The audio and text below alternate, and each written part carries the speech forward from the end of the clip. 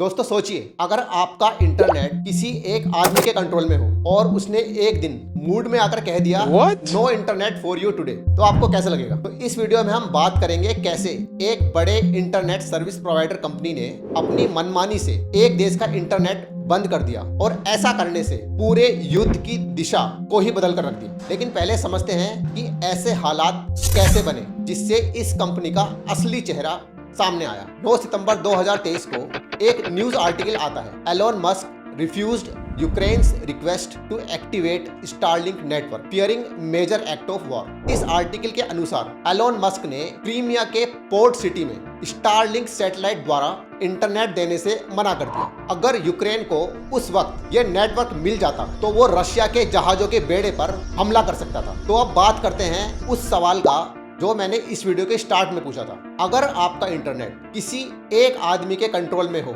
और एक दिन वो कहे no internet for you today, तो क्या होगा? यूक्रेन वाली इस घटना के बाद यूरोप के लोगों ने यही डर महसूस किया। ये डर इतना ज्यादा था कि इसके बाद यूरोप ने फैसला किया कि अब एलोन मस्क की मोनोपोली को तोड़ना है और जन्म हुआ IRIS-2 का।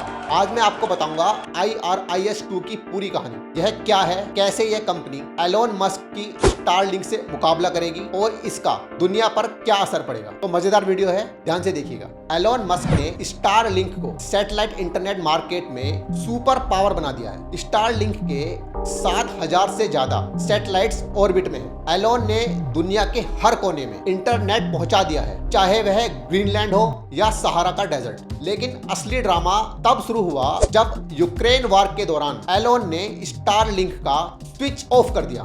यह देखकर यूरोप चौंक गया। यूरोप ने तुरंत एक प्लान बनाया। उन्होंने कहा, हम अब अपने इंटरनेट और कम्युनिकेशन का कंट्रोल खुद लेंगे और यहीं से IRIS-2 की शुरुआत हुई। यूरोप IRIS-2 को डिजिटल सॉवरेनिटी और सिक्योर कनेक्टिविटी के लिए बनाना चाहता है। यूरोप इसमें 10.6 बिलियन यूरोज यानी 94,000 करोड़ इन्वेस्ट करने वाला है। यह प्रोजेक्ट यूरोप को एलोन मस्क की स्टारलिंक मोनोपोली से आजादी दिलाने के लिए है। IRIS-2 के द्वारा यूरोप खुद को आत्मनिर्भर बनाना चाहता है। उनका मानना है कि अगर आप कंट्रोल को अपने हाथ में रखते हैं तो आप ज्यादा ताकतवर बने रहते हैं। यूरोप के लिए यह सिर्फ टेक्नोलॉजी ही नहीं बल्कि सेल्फ रिलायंस का भी सिंबल है। IRIS-2 एक ऐसा प्रोजेक्ट है जिसमें लगभग 300 सैटेलाइट्स होंगे। ये सैटेलाइट्स दो अलग अलग ऊंचाई पर काम करेंगे, लो अर्थ ऑर्बिट और मीडियम अर्थ ऑर्बिट। लो अर्थ ऑर्बिट वाले सैटेलाइट सुपर फास्ट इंटरनेट देंगे, वहीं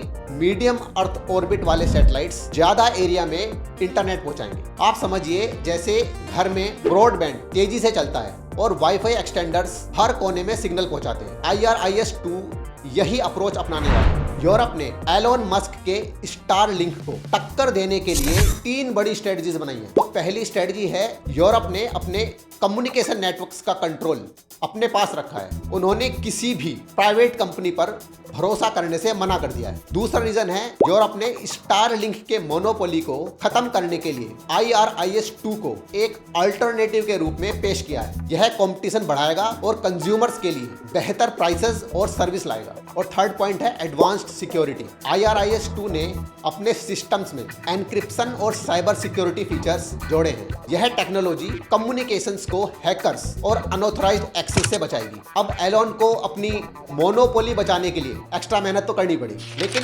IRIS-2 के विजन्स में चैलेंजेस भी हैं। उन्होंने इसे 2030 तक पूरी तरह लॉन्च करने की योजना बनाई है, लेकिन डिलेज और कॉस्ट ओवररन्स ने इसे 2031 तक खिसका दिया है। वैसे हर बड़े प्रोजेक्ट में दिक्कतें तो आती ही है।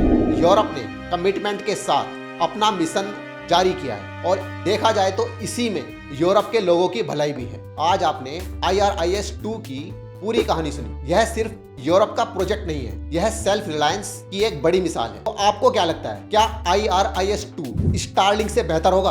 अपने विचार कमेंट सेक्शन में जरूर बताएं। अगर यह वीडियो पसंद आई तो लाइक करें, शेयर करें और चैनल को सब्सक्राइब करें। तो मिलते हैं अगली वीडियो में एक नए और धमाकेदार टॉपिक के साथ।